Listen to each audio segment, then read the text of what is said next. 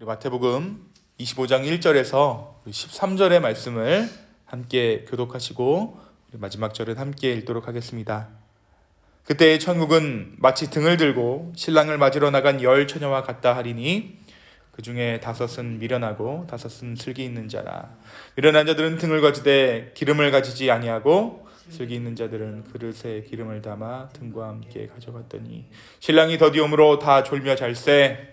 밤중에 소리가 나되 보라 신랑이로다 맞으러 나오라 하며 이에 그 처녀들이 다 일어나 등을 준비할세.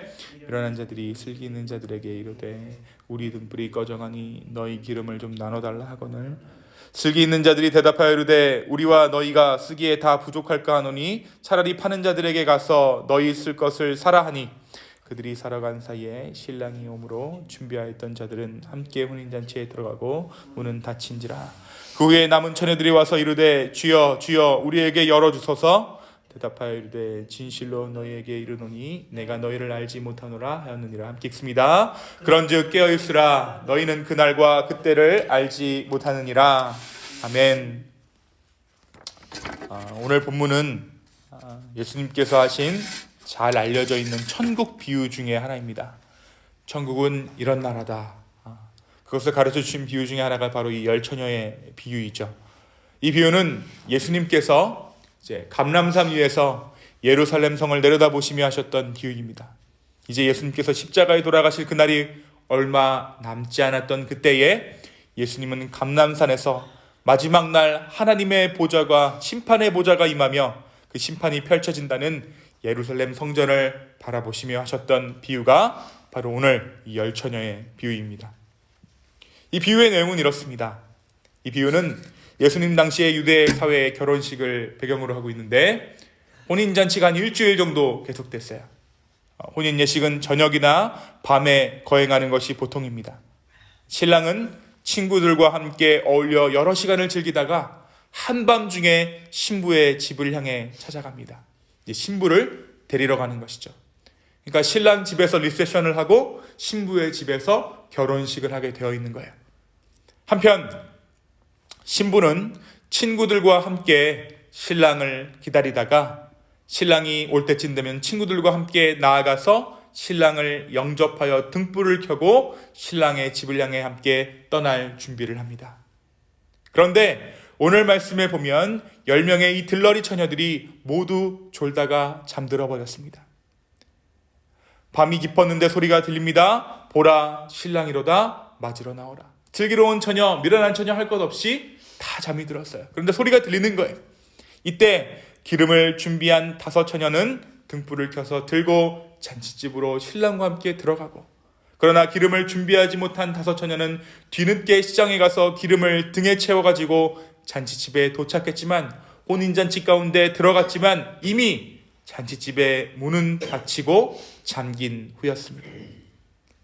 이 늦게 도착한 미련한 5 처녀가 안타깝게 문을 두드리며 애걸했지만 닫혀진 문 안에서 들려온 신랑의 목소리는 내가 너희를 알지 못한다 라는 말이었어요. 이것이 바로 오늘 비유의 내용이죠. 사실 이 비유를 두고 여러 가지 해석들이 있습니다. 이 불이 무엇을 뜻하는가? 이 신랑이 누구를 뜻하는가? 슬기로운 처녀와 미련한 처녀를 나누는 기준은 무엇인가? 그러나 그 많은 해석을 뒤로 하고라도 오늘 이 말씀이 저와 여러분에게, 교회된 우리에게 주시는 그 예수님의 메시지는 굉장히 선명합니다. 특별히 예수님께서는 이 비유를 종말의 상황을 배경으로 사람들에게 말씀하고 계세요. 세상 끝날에 하나님의 심판이 임박한 그날에 이 땅에 어떠한 일이 있겠는가 하는 것이 이 비유가 담고 있는 메시지예요. 그렇다면 이 마지막 때를 사는 저와 여러분은 이 메시지를 어떻게 받아야 합니까? 먼저 신랑이 오는 그때가 우리가 생각하는 것보다 지체될 수 있다는 것이에요. 신랑이 늦게 올 수 있다는 것입니다. 동시에 그럼에도 불구하고 신랑은 오고 있으며 반드시 잔치는 베풀어질 것이라는 것을 우리는 이 말씀을 통하여서 다시 한번 우리의 마음 가운데 새깁니다. 우리가 살고 있는 세상은 시기적으로 말세예요. 그런데 이 말세란 예수님께서 승천하신 이후로부터 시작된 시기가 말세입니다. 예수님께서 하늘로 올라가신 그때부터 지금까지가 말세예요. 예수님이 승천하신 이후 예수님께서 다시 오실 그날까지가 말세인데, 그러니까 이 말세가 2000년 이상 지속되고 있는 것이죠. 그래서 우리는 예수님이 하늘로 올라가신 이후로부터 지금까지 말세의 징조를 보아왔습니다. 그런데 이 말세의 징조가 반복되다 보니 오늘 말씀 이야기하는 것처럼 열처녀 모두 잠든 것처럼 사람들은 더 이상 말세의 징조와 예수님의 다시 오심을 연결해서 생각하지 않게 되었어요. 모두 잠들어 버렸어요. 세상이 끝나는 날을 예수님의 그날과 연결시키지 않는 것이에요. 우리가 세상 끝날이라고 얘기할 때 세상이 끝나는 날을 나의 개인적인 기준 삼게 되었다는 것입니다. 그 말은 내가 죽는 날이 세상 끝날이지 예수님께서 다시 오시는 그날이 세상 끝날이 아니라는 것이에요. 사람들이 그렇게 시작했다는 것입니다. 또 반복되는 일들 가운데 우리는 이 일들 자체에 대해서도 민감하게 반응하지 않습니다. 단지 내 목숨이 달려있는가 안 달려있는가 그것에 온갖 마음과 생각을 집중하는 것이죠. 예수님께서 오시는가 안 오시는가 그 문제가 아니라 어떤 문제가 일어났을 때 이 문제가 나에게 손해가 되는가 안 되는가 이것에 집중하고 하나님이 어디 계시는가, 예수님이 이 문제 가운데 언제 오셔서 개입하시고 이 문제 가운데 함께 하시는가, 그렇게 바라보지 않게 되었다는 것입니다. 더 이상 우리의 눈에 말세의 징조를 말세의 징조로 바라보지 않는다는 것이죠. 그러나 이 말세의 징조가 일상이 되어 우리에게 익숙해진다고 할지라도 그것은 분명 주님께서 다시 이 땅에 오실 것이라는 그 사인임을 우리는 마음 가운데 새겨야 할 것입니다. 그것이 미련한 자와 슬기로운 자를 구분하는 기준입니다. 오늘 말씀을 잘 보면 기름을 채웠다고 해서 슬기로운 자, 기름을 채우지 않았다고 해서 미련한 자라고 말하고 있지 않아요. 오늘 말씀을 잘 보십시오. 오늘 말씀 보면 먼저 미련한 자와 슬기로운 자를 나눕니다. 2절에 보면 그중 5은 미련하고 5은 슬기 있는 자라. 지금 현상은 기름을 채우고 안 채우는가, 그것이 바로 이 비유 가운데 보이지만 그들이 이미 삶 가운데 미련하고 슬기로운 삶을 살고 있었다라는 것이죠. 사랑하는 기쁨의 교회 여러분, 역사의 주관자가 우리 주님이라는 사실을 인정하는 마음으로 사는 사람, 그래서 많은 사람들이 세상을 따라가고 마음을 바꾸지만 신실하게 주님의 때를 기다리는 저와 여러분의 삶 되기를 예수 그리스도의 이름으로 축원합니다. 또한 제가 오늘 말씀 가운데 이 말씀을 묵상하다가 제 눈에 들어온 것이 있었어요. 그것은 이 미련한 처녀들이 슬기로운 처녀들에게 기름을 달라 하지만 그것을 주지 않았다라는 사실이에요. 사실 주어도 됐겠죠. 그런데 그들은 그렇게 하지 않았습니다. 자칫하면 그것이 이기적으로 보일 수 있겠지만 그들은 그들의 것을 나누지 않았어요.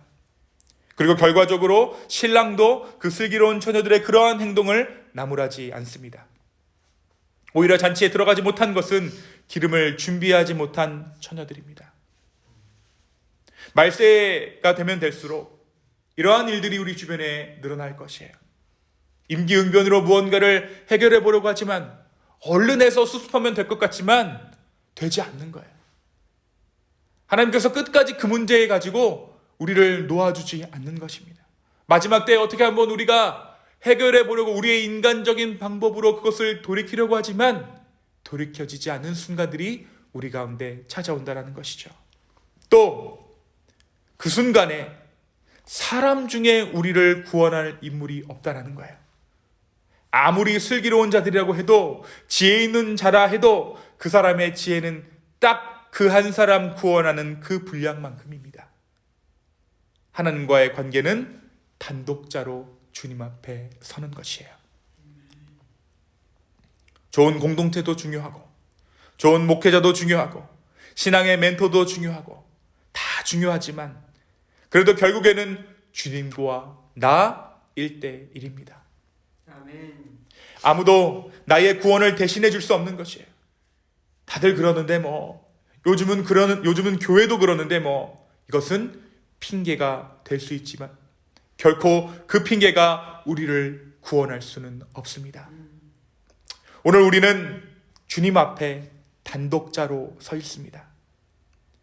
저 역시 목회로 또 가정일로서 여러 가지 내가 하고 있는 일들로 주님께 나를 설명하려 하지만 결국 주님께 드릴 대답은 내가 과연 예수님을 믿고 있는가? 이 질문인 것 같아요. 사랑하는 기쁨의 교회 여러분, 이 마지막 때에 여러분은 주님 앞에 단독자로 서 계십니까? 바로 이 순간 여러분은 예수님을 믿고 있습니까? 오늘 우리가 기도할 때에 우리의 이 연약한 믿음 가운데 성령 하나님 임재하셔서 살아계신 그 하나님을 우리 가운데 보게 하여 주시고 그 현존하신 그 주님 앞에 우리의 믿음이 새로워질 수 있도록 주님께서 함께하여 달라고, 그래서 우리가 단독자로 주님 앞에 신실하게 이 마지막 때를 기다릴 수 있도록 주님께서 도와달라고 우리 간절히 간구하는 이 아침 되기를, 오늘 하루 되기를 예수 그리스도의 이름으로 축원합니다. 이 시간 함께 기도하시겠습니다. 주님, 이 마지막 때에 우리가 역사의 기준이 아니라 예수님께서 다시 오시는 그것이 역사의 기준됨을 믿습니다. 내가 손해보고 내가 죽는 것이 문제가 아니라 과연 예수님께서 이 문제를 어떻게 해결하시고 이 문제를 통하여서 하나님 나라를 어떻게 우리의 삶 가운데 가르쳐 주시는가가 진짜 나의 삶의 문제가 가지고 있는 하나님의 뜻인 줄로 믿습니다. 오늘 삶의 모든 문제를 통하여서 하나님의 나라를 보여주시옵소서. 주님, 또한 우리가 단독자로 주 앞에 1대1로 이 아침에 서기를 원합니다. 피곤한 무릎 주 앞에 가지고 나아갈 때에 성령 하나님 우리 가운데 함께하여 주옵시고 우리의 기도 가운데 응답하여 주시옵소서. 하나님의 나라가 우리의 삶 가운데 온전히 임할 수 있도록 우리 한 사람 한 사람을 주여 살펴주시고 축복하여 주시옵소서.